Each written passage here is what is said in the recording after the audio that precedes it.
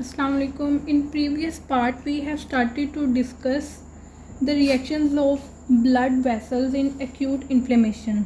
That includes changes in vascular flow and caliber, increase in vascular permeability, and the responses of lymphatic vessels and lymph nodes. We have already discussed this point, that is changes in vascular flow and caliber.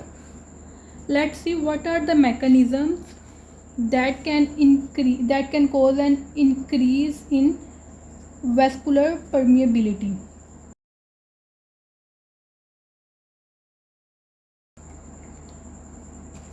Look at this diagram. This is a normal vessel. The endothelium cells are normal.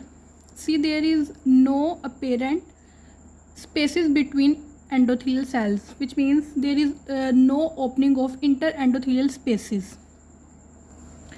But as we have already discussed in previous part, that whenever a phagocytic cell or other sentinel cells encounter any foreign material or abnormal cell, they start to release soluble chemical mediators, like we have histamine, bradykinin, leukotrienes, etc.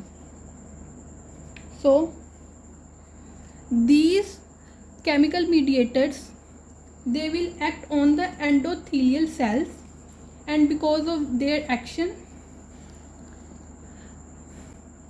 the endothelial cells, they will start to retract.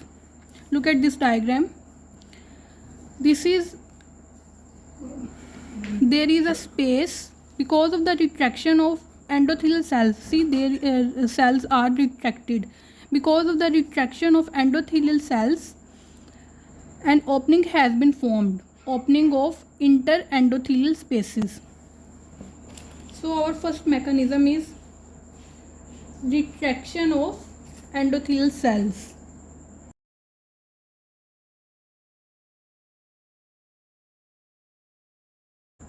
This is the most common mechanism for vascular leakage, or you can say for the increase in vascular permeability. As soon as these endothelial cells are exposed to chemical mediators, they start to increase their vascular permeability. Like this process happens within 15 to 30 minutes. So this process is rapid, as well as it is a short-lived process. That's why it is also known as, this response is also known as immediate, because it is rapid, immediate, transient because it is short-lived, immediate transient response. So the main sites at which this rapid increase in vascular permeability occurs, these main sites are usually post capillary venules.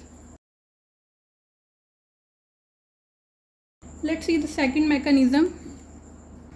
Next mechanism is about a response which is a delayed, opposite of this, immediate. So this response is delayed.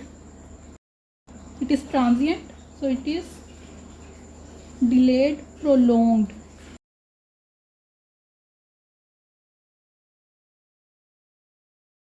Let's see in which cases this delayed prolonged response occurs. This delayed prolonged response occurs in case of endothelial injury, because in case of endothelial injury it will result in necrosis of endothelial cells and their detachment. So what are the causes that can result in endothelial injury? See, whenever there is a direct damage to endothelium, for example in case of severe injuries, like we have burn injury. In case of burn injury, there is a direct damage to endothelium. And for example, microorganisms that are targeting endothelium, or maybe the toxins that are targeting the endothelium. In this case, there is a direct damage to endothelium cells. And one more thing. See, in case of acute inflammation, neutrophils come.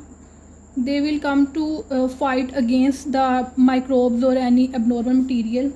So neutrophils that are adhered, that are attached to endothelium, obviously they will release lysozymal enzymes or such kind of enzymes which will destroy the microbes, as well as they can also destroy or damage the endothelium. So let's add neutrophil 2 in this point. First is retraction, and in this case we have talked about endothelium injury. Let's compare both of these. In this case there is no damage to the endothelium cells, only there is a retraction of endothelium cells. But in case of endothelial injury, the endothelium cells, like, it is so severe that it can cause the necrosis of endothelial cells and results in the detachment of endothelial cells. So look at this diagram. This is the endothelial cells. So the cells are damaged, they are necrotized. See, this is the normal, but here cells are damaged, they are necrotized, or there is also some detachment of cell, and because of this thing there is an opening. So vascular permeability increases. In case of endothelial injury, in most of the cases leakage starts immediately after the injury and is sustained unless the vessels are thrombosed or repaired. Let me repeat this point. The the leakage starts and is sustained for several hours until the damaged vessels are repaired or maybe thrombosed. Our next point is, up till now we have seen the vascular leakage because of an opening of interendothelial spaces, but now the next point is leakage through the endothelial cells. The process is known as transcytosis.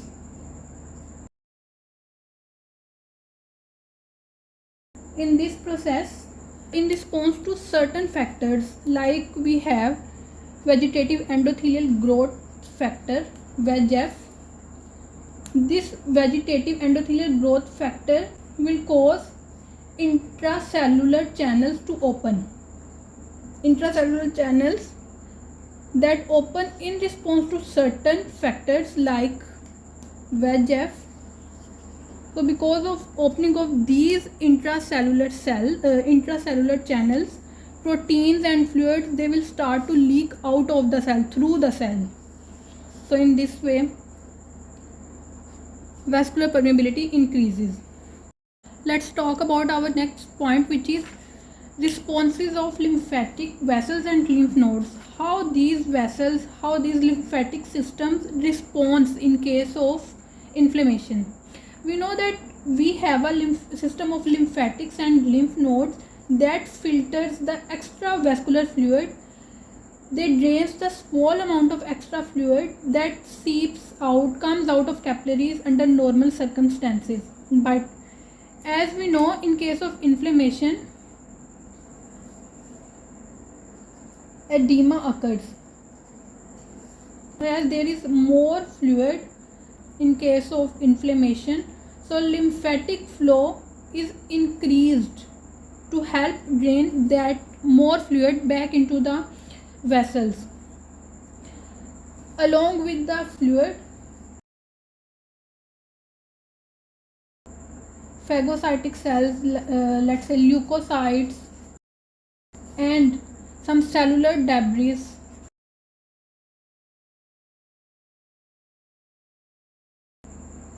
and microbes.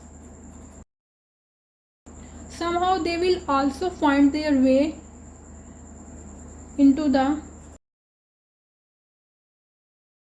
lymph.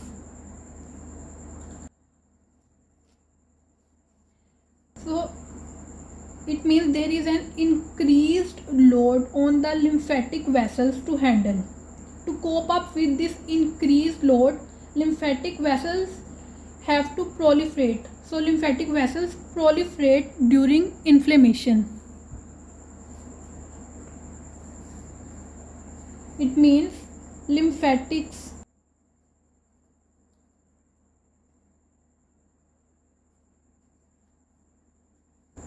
also become secondarily inflamed.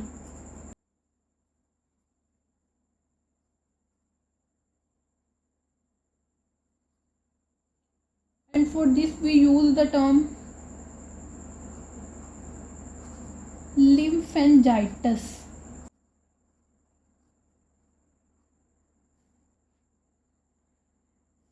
There is another term, lymphadenitis, which means inflammation of lymph nodes. See, if lymph vessels are inflamed, we use the term lymphadenitis. But inflammation of lymph nodes is known as lymphadenitis. These inflamed lymph nodes, they are usually enlarged because of increase in vascularity, as we just talk here. So because of increased cellularity, lymph nodes are inflamed or enlarged.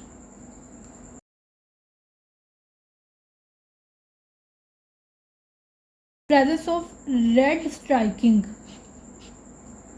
near near a skin wound. It represents infection in the wound. These strikings, they follow along the course of lymphatic channels. So what they are representing, they are indicating the presence of lymphangitis.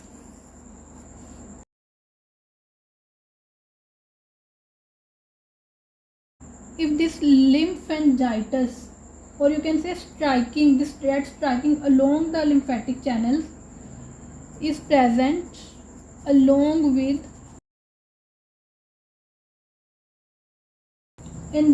painful enlarged lymph nodes.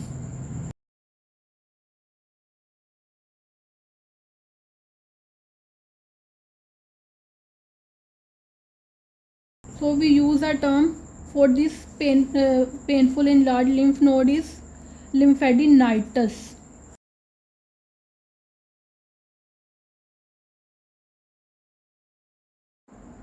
I hope these points are clear now. In next part, we will see how leukocytes recruit to the site of inflammation. Thank you. Allah Hafiz.